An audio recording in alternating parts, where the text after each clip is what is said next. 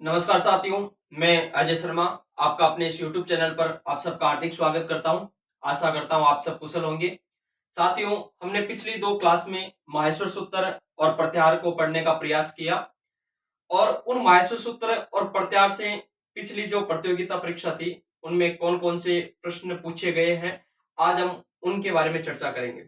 साथियों, माहेश्वर सूत्र और प्रत्याहार से जो पिछली रीट 2022 थी, उसमें जो प्रश्न पूछे गए थे, हम पहले उनकी बात करते हैं।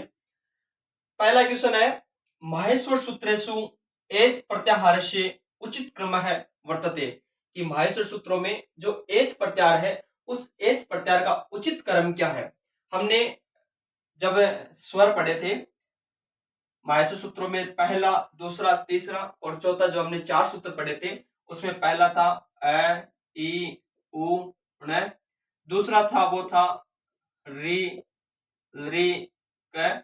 तीसरा हमने पढ़ा ए, ओ, ग। और चौथा हमने पढ़ा था वो पढ़ा था ऐ, औ और च। अब आपको आंसर तो पता लग गया होगा कि एच प्रत्याहार का उचित क्रम पूछा है, तो एच प्रत्याहार ए से लेकर के च तक की गणना होगी और उसमें ए आता है, ओ आता है, अंग को इसमें काउंट नहीं किया जाता है क्योंकि ये संज्ञक वर्ण है। ऐ आता है और औ आता है और ये जिस ऑप्शन में दिया गया है वो आपका आंसर है। तो साथियों, इसका आंसर है ए, ओ, ऐ, औ। इसका आंसर ऐसा ही होगा। दूसरे क्वेश्चन की हम बात करते हैं, माहेश्वर सूत्रेषु अच वर्णा कति सन्ति। अब हमने अच वर्ण पढ़ा था और मैंने आपको ये बताया कि मूल स्वर, ये जो अक वर्ण थे वो तो मूल स्वर थे, ऐसे लेकर के क तक, और ए से लेकर के च तक एच थे वो थे संयुक्त स्वर कह दो और चाहे यौगिक स्वर कह दो। ये ऐसे लेकर के और यहाँ च तक जितने भी अच प्रत्याहार में जो वर्ण आए थे वो सारे स्वर को हमने काउंट किया था। तो ऐसे लेकर के च तक अच प्रत्याहार है। अब इसमें पूछा है वर्ण कितने हैं। अब इसमें वर्ण की बात करते हैं, देखो 1, 2, 3, इसको हम काउंट नहीं करेंगे, ये संज्ञक है। 4, 5, इसको हम काउंट नहीं करेंगे, ये संज्ञक है। 6, 7, इसको हम काउंट नहीं करेंगे, ये संज्ञक है। 8 और 9, इसको हम काउंट नहीं करेंगे क्योंकि ये भी संज्ञक वर्ण है। तो माहेश्वर सूत्रों में अच वर्णों की संख्या कितनी है? 9 दी गई है। हम आगे नेक्स्ट क्वेश्चन की बात करते हैं। अंतस्थ वर्णा संति, जो आपके अंतस्थ वर्ण दिए गए हैं, मैंने आपको ये बताया कि माहेश्वर सूत्रों में जो प्रारंभिक है वो स्वर से प्रारंभ किया गया है, उसके बाद में अंतस्थ वर्ण है, उसके बाद में पंचम, चतुर्थ, तृतीय, द्वितीय, प्रथम और अंतिम में ऊष्म वर्ण दिए गए। अंतस्थ वर्ण में हमने सूत्र पढ़े थे, जो 5 नंबर सूत्र था वो तो हमने पढ़ा था है, ये, व, र और ट। और जो 6 नंबर सूत्र था वो हमने पढ़ा था लण पढ़ा था, ल और ण। अब इसमें पूछा है अंतस्थ वर्णा संति। मैंने आपको कहा था अंतस्थ वर्ण है उसमें यण प्रत्याहार को ग्रहण किया जाता है और इको यण से आगे यण संधि में सूत्र आएगा, इसलिए इसको यण संधि कहा जाता है क्योंकि इसमें यण प्रत्याहार है। उस यण प्रत्याहार में य, व, र और ल इसको काउंट किया जाता है। तो देखो, यण प्रत्याहार में य, व, र और ल को काउंट किया जाता है और इन यण प्रत्याहार को अंतस्थ वर्ण बोलते हैं।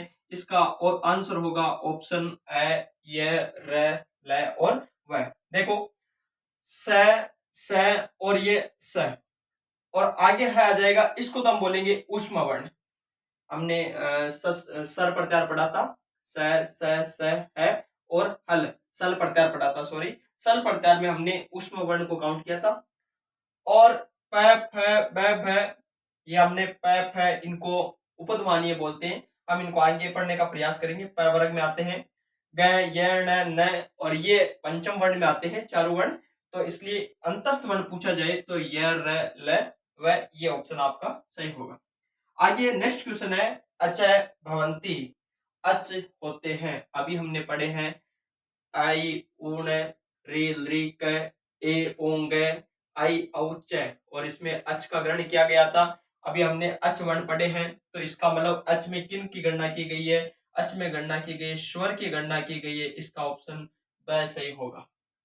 स्वर आए थे, 9 स्वर होते हैं माहेश्वर सूत्रों के आधार पर, तो इसका ऑप्शन क्या सही होगा? स्वर। अब हम आगे प्रश्न नंबर 5 की बात करते हैं। माहेश्वर सूत्रेषु गस प्रत्याहारे वर्णा भवन्ति। गस प्रत्याहार में कौन कौन से वर्ण होते हैं, इसके बारे में पूछा गया है।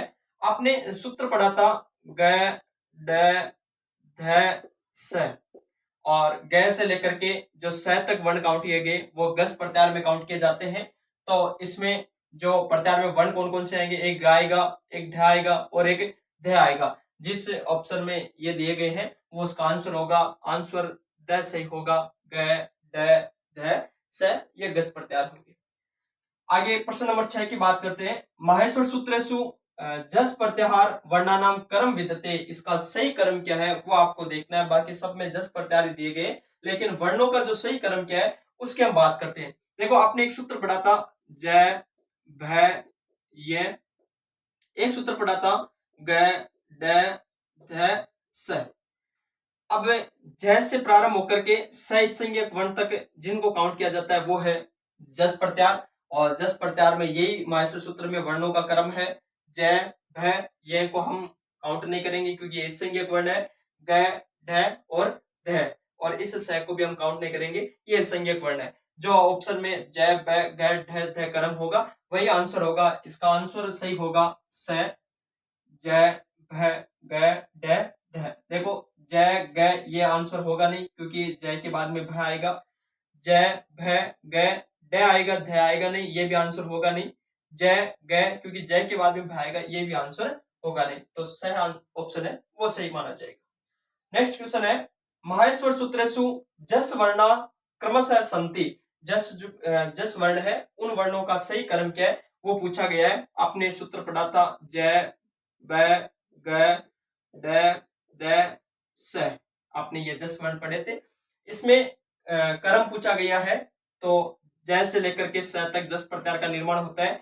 इसमें आप ऑप्शन देख लीजिएगा ज, ब, ग, ड, द जो ऑप्शन आएगा वो इसका आंसर होगा। देखो ज, ड ये आंसर होगा नहीं। ज, द ये भी आंसर होगा नहीं। ज, ग ये भी आंसर होगा नहीं। अब बचा ये ज, ब, ग, ड, द, स, ये इसका आंसर होगा। नेक्स्ट क्वेश्चन की बात करते हैं। ज, ब, ग, ड, द, स इत्यस्मिन् सूत्रे इत संज्ञक वर्ण अस्ति। मैंने आपको बताया जो अंतिम वर्ण होता है वो इत संज्ञक वर्ण होता है, और अंतिम वर्ण इसमें स है, इसकी इत संज्ञा हो जाती है और इसका आंसर होगा स। इस स की इत संज्ञा हो जाती है। तो आज हमने माहेश्वर सूत्र और जो प्रत्याहार है उन प्रत्याहार में जो पिछली प्रतियोगिता में जो क्वेश्चन पूछे गए थे हमने उसको सोल्व करने का प्रयास किया। आगे नेक्स्ट क्लास में संस्कृत वर्णमाला से हम शुरुआत करेंगे। तब तक के लिए धन्यवाद।